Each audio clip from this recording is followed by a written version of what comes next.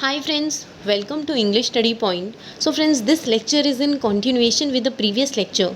In the previous lecture, I have given introduction of Anglo-Saxon period, as well as I have in that lecture talked about important works produced during that time, written during that time.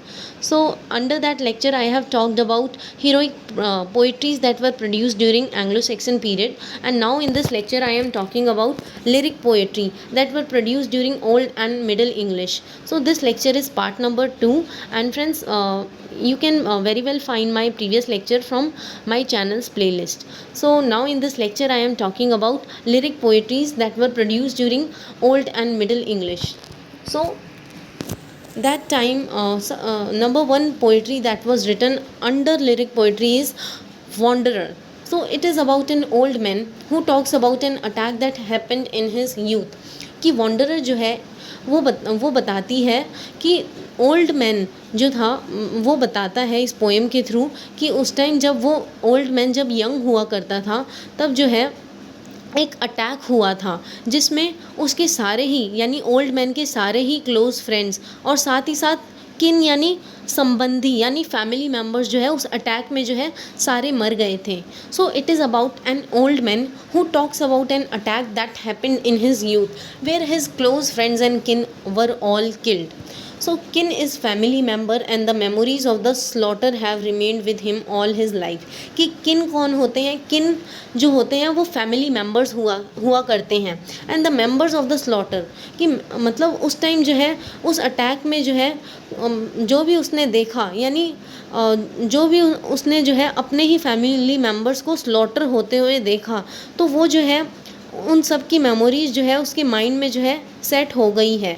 सो और वो जो है उसकी मतलब वो memories जो है उसकी लाइफ में जो है हमेशा रहेगी उसके दिल में. जैसे जो जो उसने सीन देखा था जब वो यंग हुआ करता था तो किस तरह से जो है उसने अपने ही फैमिली मेम्बर्स को मतलब मरते हुए देखा. सो किन is family member and the memories of the slaughter have remained with him all his life. Wise men encourages that people should resolve matter. कि इसके थ्रू इस पोएम के थ्रू जो है ओल्ड मतलब वाइस मैन को जो है हम ओल्ड मैन से भी एसोशिएट करते हैं. सो वाइस मैन जो है इस पोएम के थ्रू एनकरेज करता है लोगों को कि people should resolve matter peacefully. कि लोगों को जो है मतलब ज़्यादातर जो है कॉन्फ्लिक्ट्स में जो है एंगेज होकर नहीं रहना चाहिए. जो भी है मतलब कोई भी जो इशू हो गया है उसे जो है पीसफुली रिजॉल्व करने की कोशिश करना चाहिए बजाय लड़ने के. So wise man encourages that people should resolve matter peacefully and should not rush into battle. कि हमें जो है मतलब लड़ाई के लिए जो है मतलब इतना जो है दौड़ पड़ना नहीं चाहिए. हमें जो है हर मैटर को जो है पीसफुली रिजॉल्व करने की कोशिश करनी चाहिए. And he finds little glory in bravery. And वो जो है कहीं ना कहीं जो है ब्रेवरी फाइंड करता है मतलब he finds little glory in bravery. कि मतलब उसे जो है लिटिल ग्लोरी यानी लिटिल जीत जो हम बोलते हैं वो कैसे मिलती है उसकी ब्रेवरी की स्पिरिट के through. So wise man encourages that people should resolve matter peacefully and should not rush into battle and he finds little glory in bravery. Don't fight and try to resolve matter peacefully. कि मतलब उसका इस poem के through old man ये suggest करना चाहते हैं कि हमें जो है एक्सेसिव फाइट्स में जो है इंडल्ज नहीं होना चाहिए. हमें इंडल्ज नहीं करने देना चाहिए अपने आप को. And try to resolve matter peacefully. हमें जो है लड़ाई झगड़ों को जो है मतलब पीसफुली रिजॉल्व करने की कोशिश करना चाहिए. Because so many close friends and family members died in a battle. कि मतलब जो भी उसके पास्ट में सीन हुआ था जब उसके यूथ में जो है उसने अपने ही फैमिली मेम्बर्स और अपने ही क्लोज फ्रेंड्स को मरते हुए देखा तब जो है ये मेमोरीज़ जो है उसके माइंड में हमेशा जो है एकदम फिट बैठ गई. और जो फिर वो जो है सारे ही रीडर्स को ये सजेस्ट करता है कि हम जो है अगर हम मतलब इस तरह से लड़ेंगे और मैटर को पीसफुली नहीं रिजॉल्व करेंगे तो मतलब ये जो है बहुत ज़्यादा जो है हम फाइट में इंडल्ज होते चले जाएंगे जो कि सही नहीं है. क्योंकि उसने जो है अपने खुद के क्लोज मतलब फ्रेंड्स और फैमिली मेम्बर्स को जो है मरते हुए देखा बैटल में. सो इसलिए जो है वो सारे ही रीडर्स को इस तरह से एनकरेज कर रहा है कि don't fight and try to resolve matter peacefully. He is talking from his experience. ये बात जो है वो अपने एक्सपीरियंस से कह रहा है रीडर्स को. सो इसलिए जो है ये वॉन्डरर पोएम जो है इस पर लिखी गई है. देन देन नेक्स्ट पोएम है लिरिक पोएट्री के अंदर seafarer. So it describes the desolate hardship of life on wintry sea.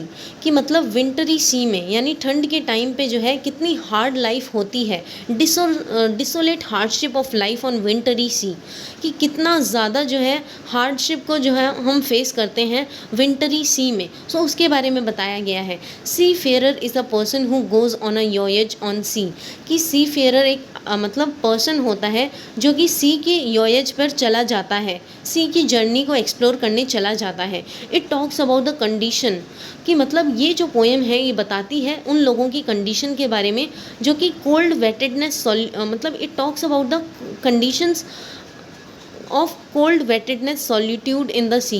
कि मतलब जो है कितना ज़्यादा सॉलिट्यूड, अकेलापन होता है सी के अराउंड, सी वॉयज में. In contrast to life on land where man are surrounded by kin, free from dangers and full of food and wine. कि मतलब वो जो है सी की लाइफ को जो है मतलब लोग जो लैंड पर रह रहे हैं उसकी लाइफ से कंपेयर करता है. मैं फिर से बताना चाहूँगी कि वो जो है सी की लाइफ को उनसे कंपेयर करता है जो लोग लैंड पर रह रहे हैं. So it talks about the condition cold wettedness solitude in the sea. कि सी के अराउंड जो है लाइफ कितनी सॉलिट्यूड, यानी कितना लोग जो है अकेलेपन में रहते हैं सी में के जब अराउंड होते हैं. So in contrast to life on land, और जबकि हम देखते हैं कि जो लोग लैंड पर रहते हैं सो उनकी लाइफ किस तरह से डिफरेंट होती है. Where man are surrounded by kin, कि मतलब जो लोग लैंड पर रहते हैं वो सारे ही लोग जो है अपने फैमिली मेम्बर से कहीं ना कहीं सराउंडेड है, और वो जो है हर तरह के डेंजर से फ्री है. और साथ ही साथ जो है मतलब लैंड पर जो है फूड और वाइन की जो है बहुत अच्छे से अवेलेबिलिटी है. वहीं अगर हम सी पर देखें तो इन सब चीज़ों की मतलब कमी है. वहाँ पर जो है लोग मतलब अकेले रहते हैं, सॉलिट्यूड में रहते हैं, और साथ ही साथ मतलब सी पर कोई लाइफ नहीं है. क्योंकि मतलब हम देख सकते हैं कि मतलब कितने ज़्यादा जो है डिफ़िकल्टीज़ होती है, कितने ज़्यादा हम मतलब सी पर जो है मतलब लाइफ के जो है चांसेस नहीं रहते हैं, और साथ ही साथ वहाँ पे जो है अवेलेबिलिटी नहीं है राइट अमाउंट पे, प्रॉपर अमाउंट में फूड और वाइन की. सो it talks about the conditions cold wettedness solitude in the sea voyage in contrast to life on land where men are surrounded by kin free from dangers and full of food and wine. The climate of the land is far more safer. कि उसका कहना है मतलब जो narrate कर रहा है इस पोएम को, सो उसका कहना है कि जो लैंड का क्लाइमेट है वहाँ पर रहना कितना सेफ़ है than the climate of wintry sea. मतलब वो जो है सी की लाइफ को लैंड की लाइफ से कंपेयर कर रहा है और बताता है, कॉन्ट्रास्ट जो है रीडर्स के सामने लेकर आता है कि जो लोग लैंड पे रह रहे हैं वो कितने सेफ़ हैं, और बजाय कि जो लोग मतलब सी के अराउंड जो रह रहे हैं उनकी लाइफ कितनी डेंजर में है, क्योंकि उनको जो है मतलब उनकी लाइफ जो है मतलब फिक्स्ड ही नहीं है, कोई उनको आके मतलब सी के अराउंड से बचा नहीं सकता. सो कॉन्टीन्यूसली जो है उनकी लाइफ जो है मतलब जीने और मरने से जो है लड़ती रहती है. So the condition of the climate of the land is far more safer than the climate of wintry sea, yet he says he yearns the sea. It has been translated many a times by American. Please remember this कि इस poem को जो है बहुत बार जो है American poet जिनका नाम है एजरा पाउंड, सो उन्होंने जो है इस पोएम को बहुत बार ट्रांसलेट कर रखा है, इसलिए ये बहुत इंपॉर्टेंट पोएम है जिसमें जो है सिर्फ़ और सिर्फ इस पोएम के थ्रू ये हाईलाइट कर रखा है कि मतलब सी की लाइफ जो है, सी के अराउंड जो लाइफ है वो कितनी डिफरेंट है जो लोग लैंड पर रहते हैं. और साथ ही साथ ये कॉन्ट्रास्ट हाईलाइट कर रखा है कि सी के लोग जो है कॉन्टीन्यूसली जो है वो अपनी लाइफ से फ़ाइट करते रहते हैं, क्योंकि जो लाइफ वहाँ पर है वहाँ पर जो है कोई किसी को बचा नहीं सकता. लोग जो है सॉलिट्यूड में जीते हैं, बजाय कि लैंड पर जो है सब लोग जो है अपनी फैमिली मेम्बर से सराउंडेड है और डेंजर से बचे हुए हैं, और साथ ही साथ जो है प्रॉपर अमाउंट में फूड और वाइन की अवेलेबिलिटी है. सो इस तरह से कॉन्ट्रास्ट जो है ड्रॉ किया जा रहा है इस पोएम के through. Then next poem comes under lyric poetry is The Wife's Lament.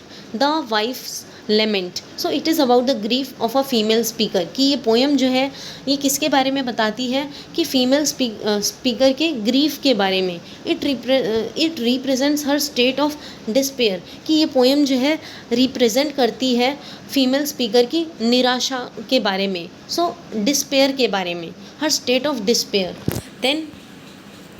Then next poem that comes under lyric poetry is Dior's Lament. So Dior is a singer. Please remember this कि Dior कौन था, एक singer था who has lost his lord's favor, कि उस Dior जो था वो एक तरह का सिंगर था जिसने जो है अपने लॉर्ड, मतलब लॉर्ड यहाँ पे जो है गॉड से एसोसिएटेड है, उस सिंगर को जो है गॉड का फेवर नहीं मिला था। सो इस सेंस में लिखा गया है Deor is a singer who has lost his lord's favour, then he is a singer in lord's hall, कि बोला जाता है कि वो जो है भगवान के लिए गाता था। He is a singer in lord's hall and lord banished, कि मतलब लॉर्ड ने क्या किया, गॉड ने जो है उसी को बैनिश कर दिया, him and sent him away, और उसे क्या किया, उसे जो है अपने आप से दूर कर दिया। भगवान ने जो है इस डियोर जो कि एक सिंगर था, इसे जो है अपने आप से दूर कर दिया। एंड जैसे ही भगवान ने इसे अपने आप, मतलब इसे वापस भेज दिया,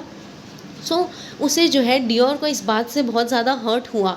ही complains but he tries to comfort himself, कि वो जो है कंप्लेन करता था बट कहीं ना कहीं वो जो है अपने आप को जो है हील करना सीख गया था, अपने आप को कंफर्ट कर रहा था by remembering others sorrows of the world, कि मतलब कैसे अपने आप को कंफर्ट करता है जब वो ये देखता है कि दुनिया के जो मतलब दुख हैं वो उससे उसके दुख से बहुत कई ज़्यादा जो है, कई गुना ज़्यादा जो है, बहुत ज़्यादा है। तो इस तरह से जो है वो बताता है कि उसका दुख कुछ भी नहीं है। अगर हम दुनिया को देखें, दुनिया के लोगों को किस तरह से वो सफ़र कर रहे हैं, किस तरह से वो जो है उनका दुख है वो उसके दुख से कहीं ज़्यादा, कहीं गुना ज़्यादा है दुनिया का दुख। सो इस तरह से वो जो है अपने आप को कंफर्ट करता है। So he complains but he tries to comfort himself by remembering others sorrows of the world.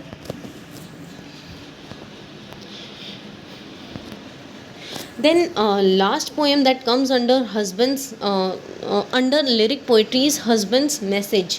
So this poem tells the story of a man who is forced to leave his homeland, कि ये जो poem है ये एक story बताती है उस man के बारे में जो कि बहुत ज़्यादा फोर्स हुआ अपने होमलैंड को छोड़ने पर। एंड साथ ही साथ उसने अपने होमलैंड को ही नहीं छोड़ा, साथ ही साथ वो जो है अपनी वाइफ को भी छोड़कर चला जाता है ड्यू टू अ वॉर के कारण। So this poem tells the story of a man who is forced to leave his homeland and his wife due to a war.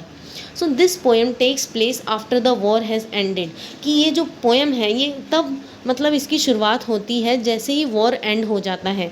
He is now wealthy, कि उसका husband जो कि उसे छोड़कर चला जाता है वॉर में लड़ने के लिए, सो वो जो है अब वेल्दी, मतलब जैसे ही वॉर एंड होता है सो वो अब जो है बहुत ज़्यादा वेल्दी यानी बहुत ज़्यादा रिच हो चुका है।